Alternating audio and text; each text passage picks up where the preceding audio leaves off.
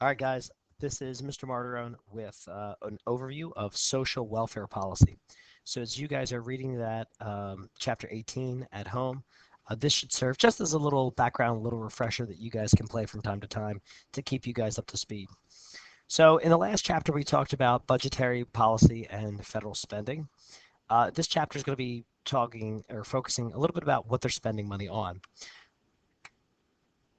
So, it is important to understand exactly what the government's philosophies on the economy is. There's two sides of economics, if you, that you guys are pretty familiar with. There's the Keynesian theory. This is the idea that's most traditional to the United States, that the government spending stimulates the economy. And the goal is to keep unemployment low. This does not include discouraged workers. That gets factored in. So when you hear the unemployment list, discouraged workers are people who have kind of given up looking for jobs. They don't get counted as unemployed people. So that's just a little factoid. But the idea of Keynesian economics is to, again, keep the economy stimulated through government spending. So whether you cut taxes or raise taxes, you're stimulating the economy through government spending, through government interaction. On the Austrian side of the argument, Keynesian, or John Maynard Keynes was, as we know, British economic philosopher. The supply side economics, this idea says cut taxes to stimulate supply of goods and services. And the idea here is to avoid inflation. The problem here also to be aware of is the rising price in goods, and it also uses as a measurement Consumer Price Index, or CPI. Also, this has a much more, shall I say, laissez-faire attitude. Remember laissez-faire, Adam Smith, meaning, hands off the economy. The government should have no business, no interference in the economy. Whereas John Maynard Keynes says, this philosophy works best because the government can stimulate the economy. So when we're talking about social welfare programs, these are some of the biggest programs that the government spends money on. Obviously, in the last chapter, we talked about the mandatory spending, entitlement programs like Social Security, Medicare, and unemployment insurance. This chart just breaks it down, and I'm pretty sure this is in your book. Social Security is a monthly check that you get when you're retired, and it reimburses you for living expenses. This is deducted through your payroll taxes from employees and employers. Medicare Part A and Part B. All right. Medicare is a partial payment to cover the cost of a hospital. This is mostly for retired people, disabled people. This also gets paid for by the payroll taxes. Medicare Part B, on the other hand, it's a voluntary program, so you can enroll in it, that pays physicians. So Medicare Part A is for the hospital, think emergency. Medicare Part B is, your doctor's visits. The Medicare Part B is eligible for people over the age of 65 that are disabled and are on Social Security. Unemployment insurance is weekly payments. The benefits vary by state, and these are workers who have been laid off and cannot find work. Teachers, for example, are not included in that. We're on hiatus in the summertime, so Mr. Martyrin cannot collect unemployment.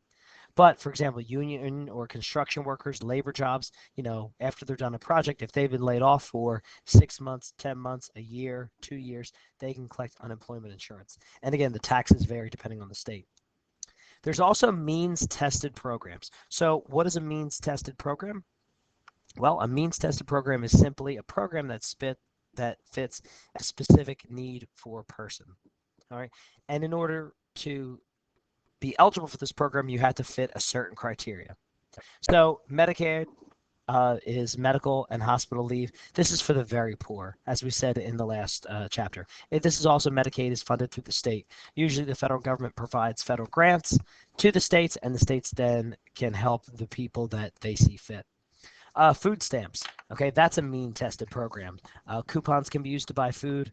I know there's lots of misconceptions out there about who's on food stamps, but this is also done through the state, through block grants from the federal government. Temporary assistance for needy families. Okay, families with children, either one family or in some states two parent families where the breadwinner is unemployed.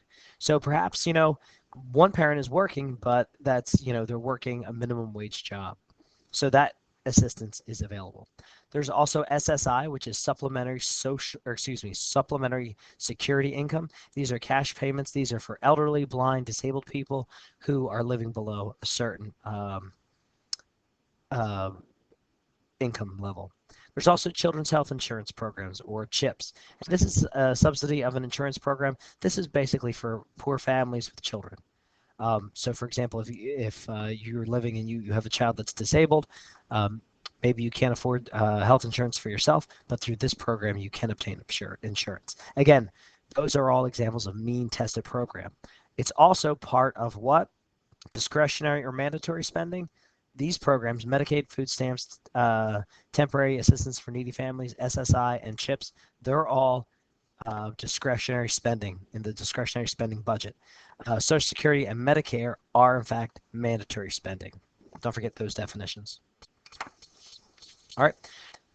So as far as what you need to know about the income gap is widening. As of 2012, when the textbook was written, the median income is 51,000. Okay, roughly a couple years later, 5 years later, it's still in the same ballpark. But what we're seeing is a tremendous divide between incomes that are going up and incomes that are going down. Okay, as far as taxes go, we talked a little bit about this in the last chapter. There's three types of taxes. There is called a progressive tax. Right. A progressive tax is what the United States currently exists on. Right now, the more money you make, the higher your income, the higher percentage is going to be taxed. All right, that's an income tax. All right, or an example of that would be an income tax. There's something also called a regressive tax, and that means the less income, the higher percentage of that income is taxed. An example also would be sales taxes. Also, there's the idea of proportional taxes. Regardless of income, everyone is taxed at the same percentage. This also can be considered a flat tax. So 10% of your salary gets taxed regardless, whether you make $100,000, whether you make $50,000, or whether you make $30,000. Now, a progressive tax takes a bigger bite from the incomes of the rich than from the poor. All right, so keep that in mind. Okay, so who would be in favor of progressive tax? Mostly people on the left. Okay, a proportional tax takes the same share from everyone, again, regardless of income. So kind of like the idea of a flat tax rate. And this regressive tax, it takes a higher percentage from the lower income levels than the well-to-do.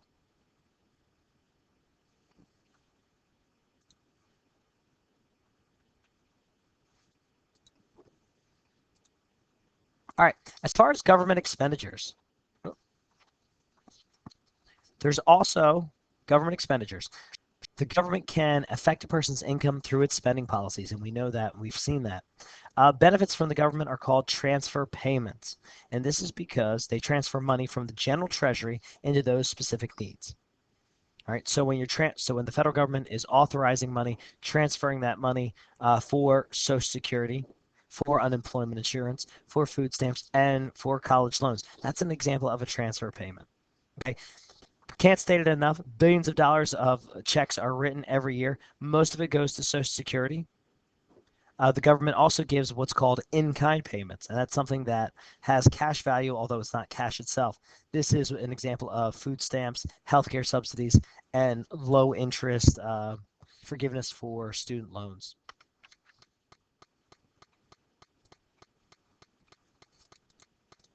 All right, the history of the welfare state, and we went over a little bit about this in the last chapter.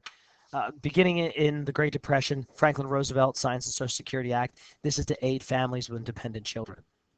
All right, Lyndon Johnson, 30 years later, 1964, creates Medicare as an extension of the Social Security Act. So again, the New Deal, FDR, Great Society, Lyndon Johnson, LBJ, expanding the scope and power of the federal government. That comes to a crashing halt with Ronald Reagan when he declares war on anti-poverty programs. It's important to really understand that. That way, if you're forgetting exactly what Social Security does or what the war on poverty does, if you remember that it was FDR and Lyndon Johnson, both Democrats, that helped create those programs, you know that it's going to be expanding the size of the government. And Ronald Reagan in the 80s checks that power, reducing and curbing their influence. Finally, when President Clinton comes into office, he signs the Personal Responsibility and Work Opportunity Reconciliation Act. It was called the Welfare Reform Act of 1996. It was a campaign, it was a re-election year that year, and Clinton was cherry picking the best ideas from Republicans and making them his own. So this is the Welfare to Work Act. It's kind of ending welfare as we know it. So it's important to understand that in the context of the times, because again, you've seen two pretty liberal presidents like FDR and LBJ expanding the scope of power, Ronald Reagan consolidating the scope of power, and in the 90s there was a tremendous rival for power as Congress and the president kind of were divided over, the scope and power of the federal government. Well, this Welfare Reform Act was that compromise. Right? Some of the other fundings from the federal government. Okay, states run their own program with a fixed amount of money. 2 years benefits, then they have to have a job. And I think this is for welfare and the temporary assistance for needy families. Okay, and there's also the EITC, which is the Earned Income Tax Credit. It's actually been a pretty progressive tax policy that has worked to benefit poor families. All of these are working incrementally slow, but they are working. Okay. Social Security, again, talking about, reviewing what we went over in the last chapter. It is the biggest expenditure of the federal government. It is mandatory, so the government must fund this program, right? It is old age survivors and disability insurance. That's what it was geared for. It's the most expensive public policy in the United States. It is broken. Okay, 6.2% from the individual, and this is something that I gave you in the last chapter. As far as the payment goes, 6.2% from the individual, 6.2% from the employer, costs up to almost $102,000 a year on average.